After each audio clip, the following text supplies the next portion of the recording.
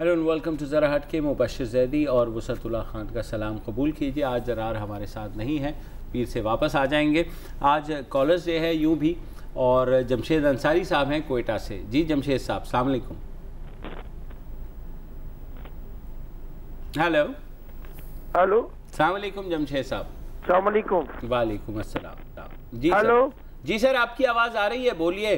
जनाब, मुझे आपसे दो बातें करनी थी। पहली बात तो ये थी कि अभी कराची में दो दरिया के पास एक वाकया हुआ जी, वो जो गोली चल के किसी बच्चे को मार दिया जी गया। बिल्कुल। ये वाकया कभी दोबारा नहीं होता। अगर मिस्टर शाहजेब साहब जो विक्ट्री का निशान दिखाते थे उनको सजा हो चुकी होती। सही।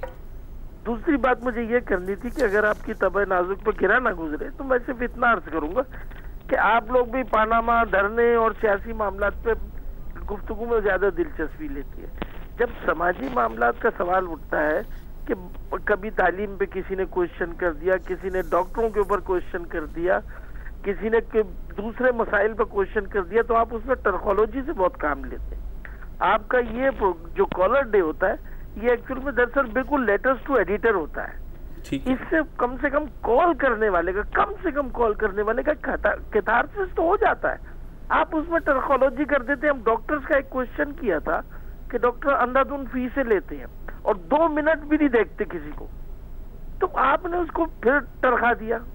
तो मेरा ख्याल ये कि आप इसको कम से कम इस हवाले से जरूर देखें, जो समाजी सवालात है कॉलर्स डे में लेटर्स टू एडिटर की तरह है, और कहने वाले का एक हल्का सा कैथारसिस होता है, जबकि होता कुछ नहीं है। सिर्फ एक ही बात हुई है, वो मैंग्रोव के जंगलों के खिलाफ किसी ने बात की थी, जिसपे शायद अगली दफा जरार साहब ने कहा था कि ये प्रोग्राम हो गया और लोगों ने इस पे कोई काम किया। तो बराए मेहरबानी इस चीज को जरा ध्यान में रखें। ठीक है जनाब, बिल्कुल आपकी सजेशन सर आंखों पर। मोहम्मद अवैस साहब हैं रियाद सऊदी अरब से। जी अस्सलाम वालेकुम, कैसे हैं आप? कैसे हैं? अल्लाह का शुक्र, आप बताइए।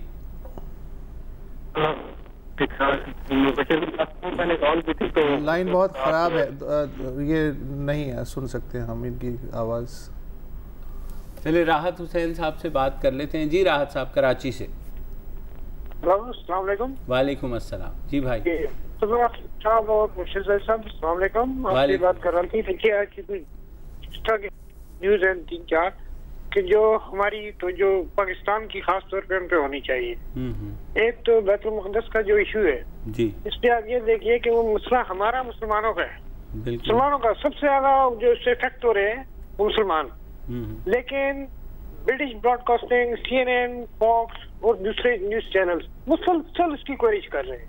और बहुत अफसोस की बात है कि पाकिस्तान में बशमोल आपका चैनल, सब चैनल बेहिसी का मुजाहरा कर रहे हैं। वही घिसी पट्टी बात है कि धरना फैसलाबाद में शालवी साहब का, वो तैरुल कादी साहब का एक धरना होगा, एक वहाँ पे इसका से ये बहुत मायने को ऐसी न्यूज है कि जो हमारे वायरस की न्यूज, इन पर नहीं जाना चाहिए। हमें बहुत बड़े इशू के लिए बात करनी चाहिए। पाकिस्तान सबसे बड़ा मुस्लिम कंट्री है, एथनिक साइयत से माला माल। अब जब वहाँ पर ये बेइज्जती है, किसी सियासी लीडर में कोई रमक नहीं है, कोई शर्म नहीं है कि बात करे के साथ। देखिए बड़ी बात नहीं होनी चाहिए, एक सीधी की बात। लेकिन हमारे मीडिया भी खामोश है, हमारे लीडर्स भी खामोश है। वो रस्मी बयान लेके फिर अपने धरनों की तैयारियां कर रहे हैं। कोई पनामा केस में अपनी बेगुनाही की। सर मेरे ख्याल में राहत साहब इन्होंने मुकम्मल बात कर दी। ऐसा ही है एग्जैक्टली 100% हम आपसे 100% मुत्तफिक हूँ। ऐसा ही है, हम कुएं के मेंढक हैं। बल्कि कुएं के मेंढक भी यार क्यों, बेचारे मेंढकों ने क्या कसूर किया है। हम मेरा ख्याल है वेजिटेबल्स हैं। सही बात। ये जो है ये यहाँ अब कद्दू फिट है तो कद्दू कितना सोच सकते हैं। मुझे लगता है शायद मगरमच्छ है कि हिलते ही नहीं है बस। नहीं, मगरमच्छ का भी दिमाग होता है, कद्दू है कद्दू। अजीज सोलंगी साहब हैं जनाब मोरो से। जी अजीज भाई। सर मेरा मुबशर साहब और वसतुल्लाह खान, आपको मेरी तरफ से सलाम। वालेकुम अस्सलाम सर। हम छोटे से काश्तकार हैं। गन्ने का सीजन सिंध में अक्टूबर से शुरू होता है। जी जी। लेकिन दिसंबर की आज 8 तारीख है, अभी तक चंद शुगर मिल्स चालू हो सकी हैं और वो भी गन्ना 130 रुपए फी मन के हिसाब से ले रही हैं। आप और हम सब लोग कहते हैं कि जमहूरियत आमरत से अच्छी है। मुशर्रफ के दौरा हुकूमत में 10 साल पहले गन्ना फी मन 300 रुपए मिल वालों ने लिया था। अब आप बताएं जरदारी वाली जमहूरियत मुशर्रफ की आमरत से किस तरह अच्छी है? ये तो आप बताएं। आप बताएं सर। सर आप बताएं, नहीं वो आपसे पूछ रहे हैं। नहीं मैं कैसे बताऊं, मैंने तो वोट नहीं दिया जरदारी। मेरे ख्याल में हाँ, लेकिन फिर भी वो एक तकाबली जायज़ा पेश कर रहे हैं कि जनाब वो वहाँ पर 300 रुपये मन थी। देखिए मेरा ख्याल है इसका ताल्लुक 100% सियासत से नहीं है, हो सकता है लेकिन 100% नहीं हो सकता। इसका ताल्लुक इकनॉमिक से भी है, तलब और रसद। फसल ज़्यादा होगी रेट गिरेंगे, फसल कम होगी रेट चढ़ेंगे। इसके अलावा भी और टेक्निक्स हैं कि अगर आपको काश्तकारों को सज़ा देनी है तो उनकी ट्रालियाँ जो हैं वो 10-10 मील तक रखें, अनलेस के गन्ने का वज़न आधा हो जाए और उसके बाद वो बेचारे औने पौने बेच के निकल जाएं। दरमियान में आड़ती भी है, फिर एंड यूज़र भी है, ज़्यादातर मिलें सियासतदानों की हैं, तो उस लिहाज से उन पे जाता है। बहुत सारे फैक्टर। दूसरा ये कि मुझे जहाँ तक याद है हुकूमत ने 180 रुपये फ़ी मन जो है वो की है, उसके अलावा 142 रुपये कुछ मिलों के लिए है। भाईजान हुकूमत तो फलों के और सब्जियों के नर्ख भी मुकर्रर करती है, स्लेट पे लिखा हुआ नहीं होता गोश्त। चले अजीज़ साहब है, सईद साहब हैं पेशावर से। अस्सलाम वालेकुम। हेलो हेलो जी, अस्सलाम वालेकुम सईद साहब, कैसे हैं? हेलो आपकी आवाज़ आ रही है सर? जी जी, अस्सलाम वालेकुम। वालेकुम अस्सलाम। अच्छा जी, आप ये जो सोशल इश्यूज के ऊपर प्रोग्राम कर रहे हैं जी, हेलो जी आपकी आवाज़ आ रही है मेरे भाई, आप बोलिए। अच्छा जी, जो सोशल इश्यूज के ऊपर आप प्रोग्राम कर रहे हैं वो आपके जो दूसरे साथी है उसकी एक बड़ी जबरदस्त जो है ना वो चीज मुझे पसंद आई थी, जो मजदूर लोगों के ऊपर जो डिस्कशन कर रहे थे कि जी एक रैंप का सवाल है बाबा। और जी जी या कल जो आप लोगों का प्रोग्राम था यूथ के ऊपर, जो यूथ के ऊपर आप डिस्कशन कर रहे थे कि जी यूथ पाकिस्तान में टैलेंट है और उसको इनकरेज करना चाहिए। बिल्कुल। मेरे ख्याल से ये जो पॉलिटिक्स के ऊपर डिस्कशन हो रही है हर वक्त, तो इससे अच्छा है कि आप लोग जो है ना बहुत इंटेलेक्चुअल लोग हैं, बड़े जबरदस्त आपके प्रोग्राम चल रहे हैं, सोशल इश्यूज के ऊपर इसको फोकस करेंगे। सियासत के ऊपर जो है ना काफी सारे प्रोग्राम हो रहे हैं और पाकिस्तान में सियासत मेरे ख्याल से सुधरने वाली कोई चीज नहीं है। ठीक नहीं, आप सईद साहब बिल्कुल आपने सही कहा। हमारी भी कोशिश यही होती है हम भी इतना ही तंग हैं जितना हम भी पानामा के दौर से लेके आज तक हम कोशिश करते हैं, दूर भागते हैं कि सियासी कोई टॉपिक ना करना पड़े, लेकिन एक आध अपनी सुस्ती काहली की वजह से एक आध दिन ऐसा हो जाता है, जिसके लिए हम माजरत खां हैं। अब कौन कॉलर है? अब्दुल रज़ाक साहब हैं कराची से। अस्सलाम वालेकुम। अस्सलाम वालेकुम जनाब। वालेकुम अस्सलाम, कैसे हैं सर? हाँ, दोनों साहब को मेरी तरफ से बहुत बहुत सलाम। और एक छोटा सा सवाल करना चाहता हूँ। जी जी जी। आजकल कराची के हालात में जब तक न्यूज में एमक्यूएम का तड़का ना लगे कि कोई चैनल देखने को जो है दिल ही नहीं करता है, समझे। और लोटा की रसी की सियासत इतनी हो गई है कि जनाब समझ में नहीं आता कि एक ही पार्टी थी, ये सब लोग एक से 30-30 साल के बाद इनको ख्याल आया कि जी हम किसकी गोद में बैठे हैं, समझे। और अभी आज एक साहब निकल करके चले गए कौमी तराने वाली पार्टी में, समझे साहब। तो वो अब उनको ख्याल आया कि जनाब वो ये वाली पार्टी खराब है, ये वाली पार्टी सही नहीं है। इस तरीके से लोटा की रसी की सियासत पूरे पाकिस्तान में चल रही है। लगता है आने वाले इलेक्शन के अंदर मखलूस हुकूमत ही बनेगी, ये लगता है मुझे। मोहम्मद हसन साहब, किसी का कोई असर ही नहीं होगा। अब्दुल रज़ाक साहब, आप जाहिर है कि मुझे माशाल्लाह आपकी अच्छी खासी उम्र आवाज़ से महसूस हो रही है कि आप हैं, और आपको शायद याद हो कि ये लोटा क्रेसी हमें तो चौथी नस्ल है जो विरसे में मिली है। सुन लीजिए अब्दुल रज़ाक साहब, रिपब्लिकन पार्टी तो आपको याद होगी ना, जो रातों रात बनी थी, डॉक्टर खान साहब के ज़रिए बनवाई गई थी मुस्लिम लीग को तोड़वा के 50s में। वो तो आपकी जवानी का ज़माना होगा। और उसके बाद जो लोटे कन्वेंशन मुस्लिम लीग में अयूब खान ने शामिल किए, वो भी आपकी अधेड़ उम्री का ज़माना होगा। और उसके बाद जो लोटा क्रेसी जनरल ज़ियाउल हक के ज़माने में हुई है, तो उस वक्त भी माशाल्लाह आप देख रहे होंगे कि किस तरह एक गैर जमाती असम्बली को रातों रात जो है वो पार्टी में तब्दील कर दिया गया इंक्यूबेटर लगा के। तो ये भाई साहब, ये तो आप लोगों की नस्ल ने हमारी चौथी नस्ल तक, ये तो एक वो है जनरल मुशर्रफ सवाब जारिया है। नून काफ हो गई, पीपल्स पार्टी में से पैट्रियट निकल पड़े। हाँ, और तो अब वही एमक्यूएम का भी वही चीज। हाँ, तो आप एक खास उसको लेके जो है कि जी साहब हाँ, ये कर रहे हैं, ये नहीं कर रहे, पीछे एक लंबी जंजीर, एक रस्सी हाँ, चली आ रही है, वो भी आपकी ज़हन में होनी चाहिए। के साथ ये हो चुका है। और आपको जाहिर है कि मुझसे ज़्यादा पता होगा, आपकी उम्र माशाल्लाह बहुत है ठीक ठाक। Thank you so much for the calling. Mohammad Hasan sahab है कराची। अस्सलाम वालेकुम। जी जी वालेकुम सलाम। सबसे पहले तो ये कि सरार साहब को मिस कर रहे हैं आज। एंड मेरी एक छोटी सी मेरा एक छोटा सा एक क्वेश्चन था, मैं आप दोनों को ओपिनियन जानना चाहता हूँ उस हवाले से। हमारे यहाँ हमारे मुल्क में कादियानियों को नॉन मुस्लिम करार दे दिया है एंड ये उनको काफिर कहा जाता है, नॉन मुस्लिम कहा जाता है। Now they are in minority, ठीक हो गया। एज बीइंग माइनॉरिटी, क्या हम उनको वो राइट्स हम उनको क्यों नहीं देते जो एक माइनॉरिटी को हासिल है, जैसे क्रिश्चियंस को, हिंदूज को? एंड उनको इवन प्रॉपरली शायद वो सर उठा के वो चल भी नहीं सकते, अपने आइडेंटिटी को वो लोग डिस्क्लोज भी नहीं कर सकते। ये बिल्कुल वही वाली हालत हो रही है जो नाजी एरा में ज्यूस के साथ हो रहा था जी। ये हॉलोकास्ट जो फेमस हॉलोकास्ट है, लोग मानते हैं, कुछ लोग नहीं मानते, आई डोंट नो, लेकिन हिस्ट्री जो है वो हमें यही बताती है। तो एक्चुअली तो क्या are we repeating Nazi era? Are we doing that?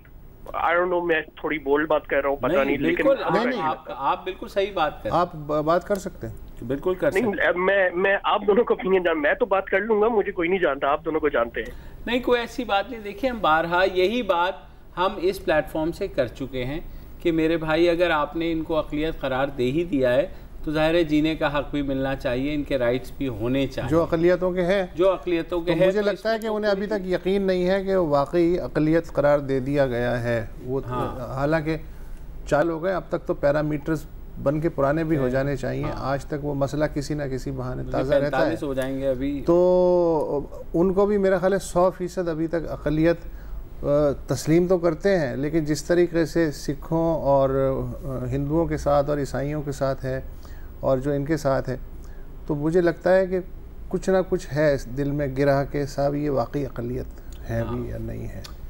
कुछ एक ब्रेक ले लें, वरना तो इनका साथ वही उनके हुकूक होते जो हिंदुओं के हैं, जो ईसाइयों के हैं। नहीं, मतलब वही बात है कि आप अगर इंसान तो रहने दें, मतलब आप क्या हर सांस भी लेना चाहते हैं, गला भी घोटना चाहते हैं? मैं बहरहाल पंचिंग बैग है, सॉफ्ट टारगेट है, तो जाहिर है प्रोसिक्यूशन इनकी हो रही है। एक वक्फा ले लेते हैं।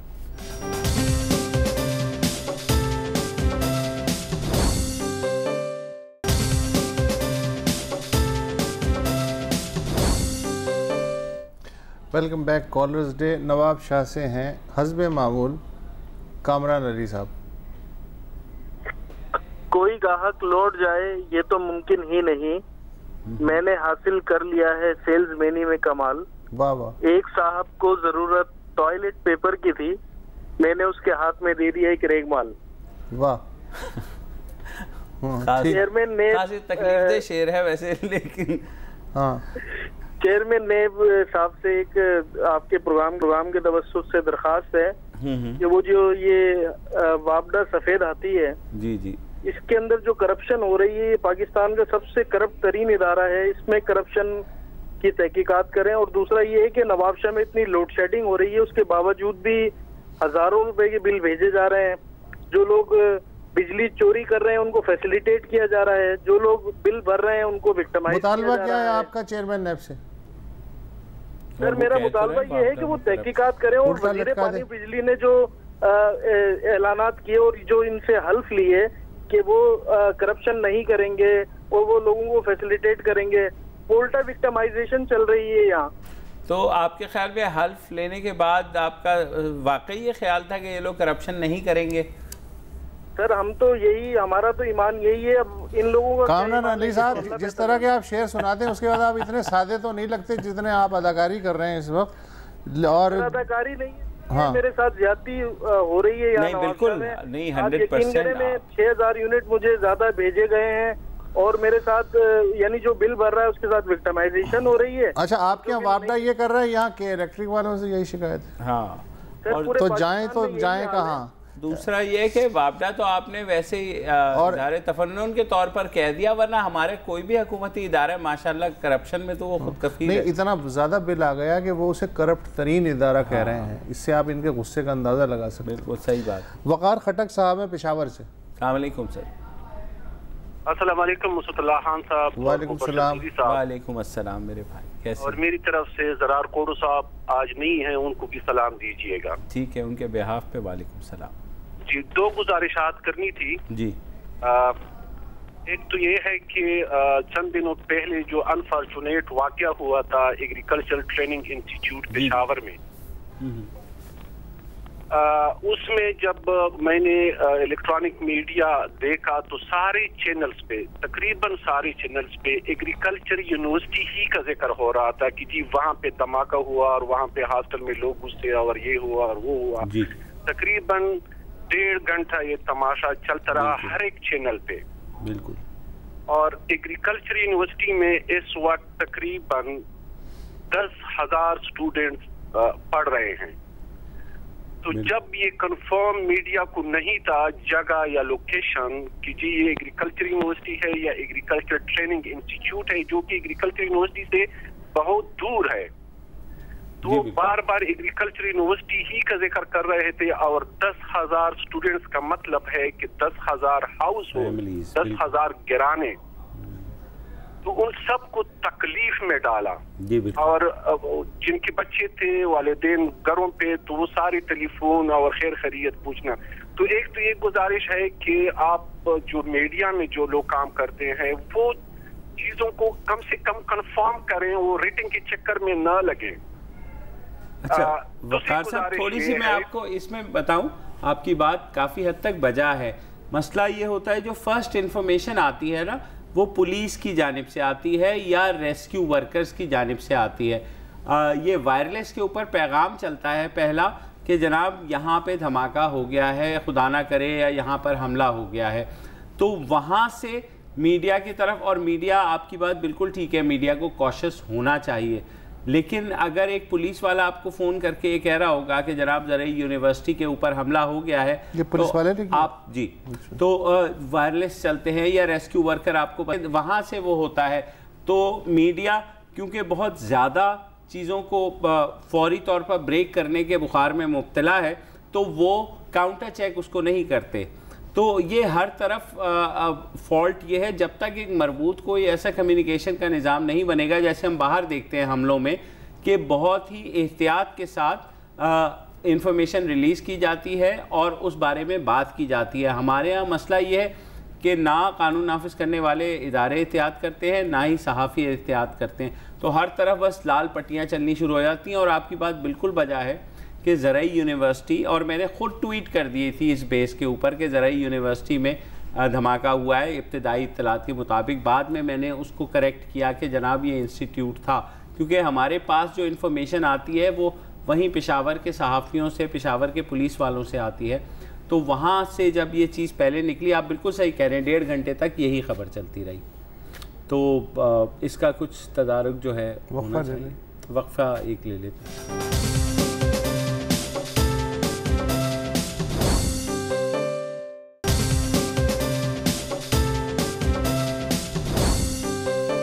Welcome back. अवैस अहमद साहब हैं हमारे साथ इस्लामाबाद से, उनकी बात सुनते हैं। जी अवैस साहब। जी अस्सलाम वालेकुम। वालेकुम अस्सलाम। मुर्शिद ज़ादी साहब, वसूदुल्लाह साहब, क्या हाल चाल है आपके? अल्लाह का शुक्र। आप फरमाइए। अच्छा, मैंने एक तो इतला देनी थी जी, और एक दरख्वास्त करनी थी आपके प्रोग्राम के तवस्सुत से। फरमाइए जी। पहले इतला तो ये देनी थी कि पिछले 2 महीने से इस्लामाबाद में जहाँ हम रहते हैं वहाँ लोड शेडिंग नहीं थी। तो जिस दिन अवैस लगारी साहब मेरे हमनाम ही हैं, उन्होंने जिस दिन जीरो लोड शेडिंग का ऐलान किया, उसके फौरन बाद से 4-5 घंटे की मुसलसल लोड शेडिंग शुरू हो गई इस्लामाबाद में हमारी तरफ। जी जी। तो ये तो थी इतला। ठीक है। अब दरख्वास्त ये है कि आपके तवज्जो से कि बराए मेहरबानी जीरो लोड शेडिंग खत्म कर दें, हमें लोड शेडिंग वाला ही पाकिस्तान दे दें, कम से कम हमारे क्या लाइट तो जानी इधर इस्लामाबाद में बंद हो जाए। अवैस साहब, इसमें सिर्फ थोड़ी सी करेक्शन में चाहूँगा। अवैस लगारी ने ये कहा था कि 31 दिसंबर तक 64% इलाके में लोड शेडिंग ज़ीरो होगी और बाकी जो इलाका है उसमें ऑन एंड ऑफ जाती रहेगी, और जनवरी और फरवरी में उन्होंने टारगेट दिया है कि ज़ीरो लोड शेडिंग हो जाएगी। तो हो सकता है कि आपका इलाका थोड़ा सा एक और चीज़ भी हुई, एलएनजी का जो मेन प्लांट ख़राब हुआ है उस वजह से भी थोड़ा जो है जो लेकिन ये बात ये क्रेडिट तो है, देना चाहिए कि पहले के मुकाबले बहरहाल जहाँ लोड शेडिंग हुई भी है तो कम हो रही है। लेकिन नून लीग हुकूमत की ये बात बड़ी अच्छी है, हमारे जो दावा करते हैं ना अगले दिन ही उसके सर पे आगे पड़ता है वो। नहीं, वो पड़ता तो है, लेकिन देखिए ओवरऑल सूरत बेहतर हुई है। पट्टियां जो चलती हैं वो तो ये ना मुल्क भर में लोड शेडिंग खत्म हो गई और सब ट्वीटें भी कर रहे हैं, वो तो पट्टी चलाने वाले हैं ना। उसने कहा था 64%। सर मान लेना वो ये ख्वाजा साहब से लेके और जितने बिजली के वजीर हैं, ख्वाजा साहब को छोड़े, आखिर में ये तरह तो अवैस लगा ही नहीं दी थी। ठीक है, एनीवेज फारूक शाह साहब है एबटाबाद से। जी अस्सलाम वालेकुम। अस्सलाम वालेकुम जी, कैसे हैं आप भाई? अस्सलाम वालेकुम। वालेकुम अस्सलाम, आपकी आवाज़ आ रही है, फरमाइए। अच्छा जी, मुबशर जैदी साहब, वसतुल्लाह खान साहब, अस्सलाम वालेकुम।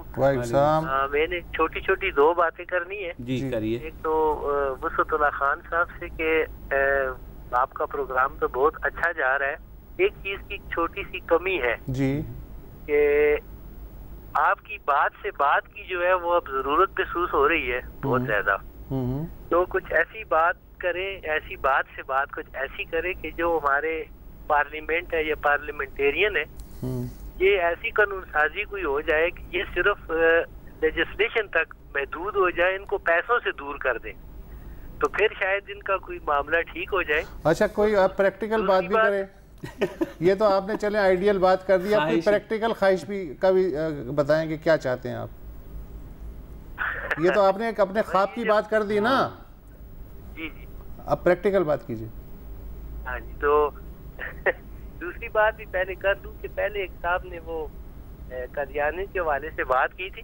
जी हाँ जी जी जी, कदियानी के वाले से पहले एक साहब ने बात की थी, तो उसमें मसला ये है कि अगर वो अपने आप को अकलियत तस्लीम कर लें तो मसला हल हो जाएगा उनका। वो तो इस हालत में अपने आप भाई जब आईन में तो फिर प्रॉब्लम आ रही है। फारूक साहब, जब आईन में उनको डिक्लेयर कर दिया, आप अकलियत तस्लीम करते हैं, आईन पाकिस्तान अकलियत तस्लीम करता है, पिछली तमाम हुकूमतें अकलियत तस्लीम करती हैं, तो अब बाकी पीछे क्या रह गया? मतलब ये जब अकलियत एक दफ़ा तस्लीम कर लिया तो फिर अकलियत वाले हुकूक दे दें उन्हें, यानी ये बात मेरी समझ में नहीं आई आपकी। एनीवेज मौक़िफ़ है। यास्मीन आफ्ताब साहिबा हैं कराची से। अस्सलाम वालेकुम जी। जी वालेकुम अस्सलाम, कैसी हैं आप? जी अल्हम्दुलिल्लाह मैं ठीक हूँ। ये आज आपके तीसरे साथी कहाँ हैं? जी वो कहीं गए हुए निजी मसरूफियात में है। जी हाँ, वो 39 स्टेप देख रहे हैं। एग्जैक्टली जी, वो वहीं देख रहे हैं और वो वहाँ से पहुँच नहीं पाए। हाँ जी, मुझे पता है। वो क्या ये खबर हो गए थे, हमारे साथ ही निकले हैं वो। जी जी बिल्कुल, वो वहीं थे। आप बताइए। मैंने ये कहना था कि ये नवाज शरीफ अभी फरमा रहे थे कि ये 5 लोगों ने जो है इस पाकिस्तान का सत्यानाश कर दिया। पाकिस्तान का कभी सत्यानाश नहीं होगा, इनका सत्यानाश हो जाएगा, मगर पाकिस्तान का कभी इंशाअल्लाह ताला सत्यानाश नहीं होगा। चलें, ये तो हो गई आपके दिल की भड़ास, अब आगे बताइए। हाँ, दूसरा ये कि इनका मैं यही कहती हूँ कि कितने ढिठाई से इतने खुश अदालत में ये जाते हैं सारे लोगों को जमा करके। अगर हम शहरी के किसी की अदालत में कोई जाए तो पड़ोसी बात तक ना करे, हमारा हुक्का पानी बंद कर दें। इनकी बेगैरती पे शाबाश देने की, मतलब अदालत में ये खुश ना जाए, आप ये कह रही हैं? ये अपना, और अब मुझे तो अब ये होता है कि इनकी भोली भाली इनकी शक्ल पे एतबार करने को अब किसी का दिल नहीं चाहेगा। अब आप भी वसतुल्लाह खान साहब को जरा देखकर एतबार कीजिएगा, इनकी शक्ल भी भोली है, पता नहीं भाई क्या करके और क्या करने जाएंगे ये। अच्छा ठीक है, आपकी राय है। आपकी शक्ल खुर्राट है मेरा ख्याल। हाँ सर। सईद चौधरी साहब हैं इस्लामाबाद से, इनकी कॉल पहले भी ड्रॉप हो गई थी। सईद साहब फरमाइए। जी, वो मैं ये कहना चाहता था कि हमारे फैमिली का कुछ ऐसा कराची में है, वहाँ से बच्चे बारी बारी इधर ही आ रहे हैं, कहते हैं जी वहाँ तो ना कोई क्लासों में जाता है ना पढ़ाता है, पूछें हेड मास्टरों से तो वो मुस्कुरा के टाल देते हैं, या कह देते हैं कि जी आप वो एकेडमियों में पढ़ लिया करें। एक बच्चा आ गया है और दूसरा भी आने की कोशिश में है यहाँ इस्लामाबाद। सईद साहब, सॉरी टू से इंफॉर्मेशन आपको दे दूं, वो पता नहीं दुरुस्त है या गलत। जी बताइए। ये मरकजी हुकूमत के एक अफसर ने मुझे बताया, हम असातिज़ा की अक़साम गिन रहे थे तो उसने कहा जी एक किस्म है वीज़ा टीचर। मैंने कहा वो क्या होते हैं? उन्होंने कहा जी कि वो जो ये कोस्टल एरिया की पट्टी पे स्कूल हैं उनके सारे टीचर तकरीबन कतर और दोहा और दुबई में शुरते लगे हुए हैं। महीने बाद उनकी तनख्वाहें अफसर अपने दफ्तर में बैठ के बांट लेते हैं, उनको वीजा टीचर कहा जाता है। अच्छा सईद साहब, सॉरी मैं आपकी बात, स्कूलों में क्लासों का कोई मॉनिटरिंग सिस्टम हो के चेक करें कि वो कोई टीचर जाते हैं नहीं जाते हैं। उसके लिए मेरा ख्याल में पुराना सिस्टम सारा ही फेल हो चुका है। जी बिल्कुल आपकी बात ठीक है, लेकिन सईद साहब आपके बच्चे अगर आपको ये बता रहे हैं कि कराची में जो है उस तरह नहीं हो रही, तो मेरे ख्याल में बच्चों से भी चेक कर लें थोड़ा, क्योंकि बेहतर हुए हैं हालात कराची के और अब कम है उस तरह का रुझान। लेकिन ये बात ठीक है कि बलूचिस्तान और सिंध में तालीम का मुकाबलतन बुरा हाल है, पंजाब, खैबर पख्तूनख्वा और इस्लाम निस्बत, ये बात तो दुरुस्त है। सही बात। ब्रेक ले लीजिए फिलहाल।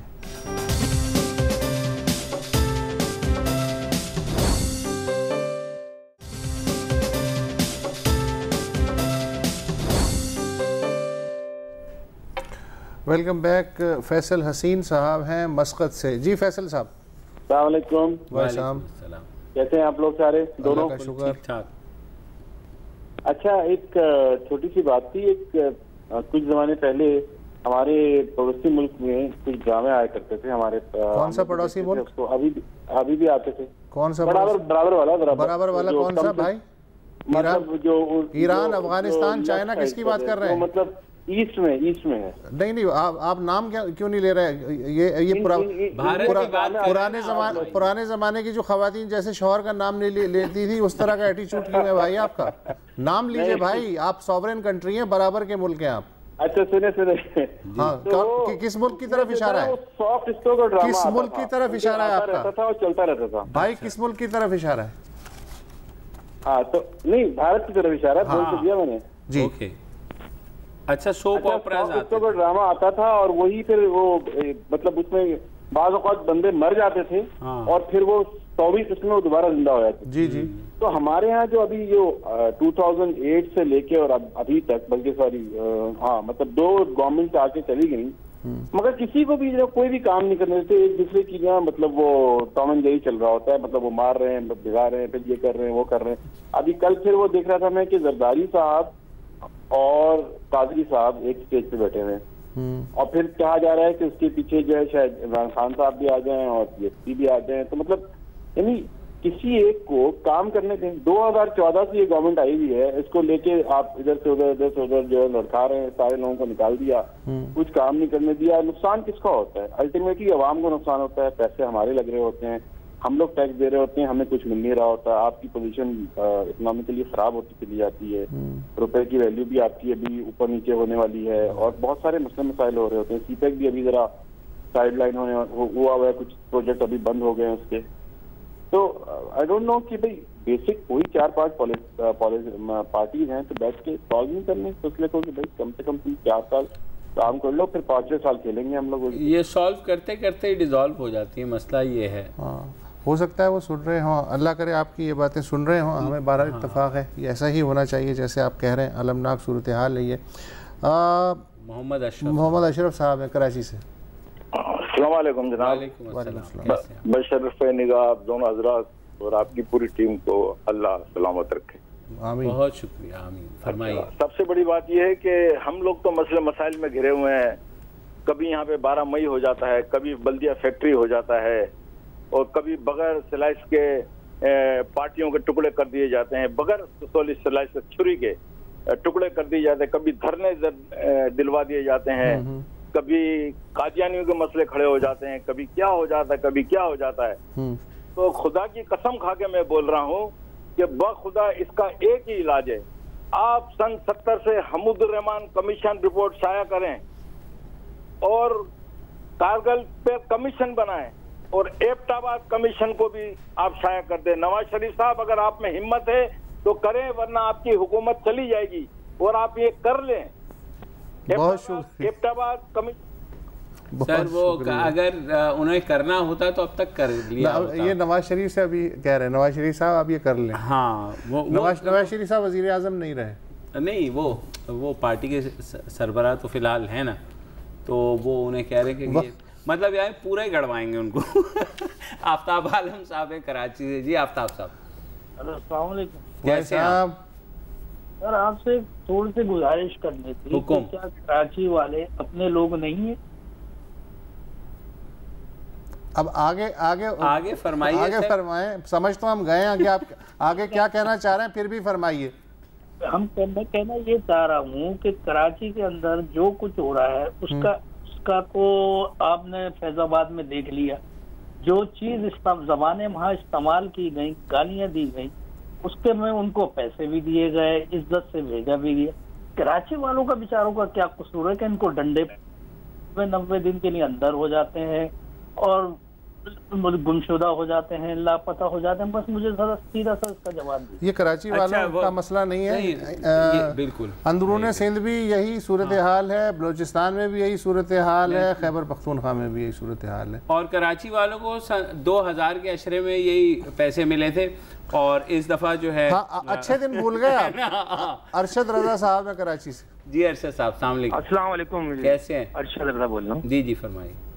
हाँ, बस ये एक सवाल पूछना था, आजकल जो ये करंट इशू चल रहा है जी ये फलस्तीन का, तो आप दोनों से ये सवाल था, ये जो ये 40 मुल्कों का इत्तेहाद है ये किस काम आएगा? क्या ये इत्तेहाद चूरंदिश निकल बना है? हाँ, वो बता दो तो मैंने आज क्या पढ़ा था। ये सर, वो उन्होंने जामे हिकमत अमली बनाई है। मैं अभी सोशल मीडिया पर पढ़ रहा था कि वो हाथ उठा के 45 मुल्कों का इत्तेहाद अमेरिका को बद्दुआएं देगा कि ये क्यों किया। ये हिकमत अमली बनाई गई। हाँ बिल्कुल।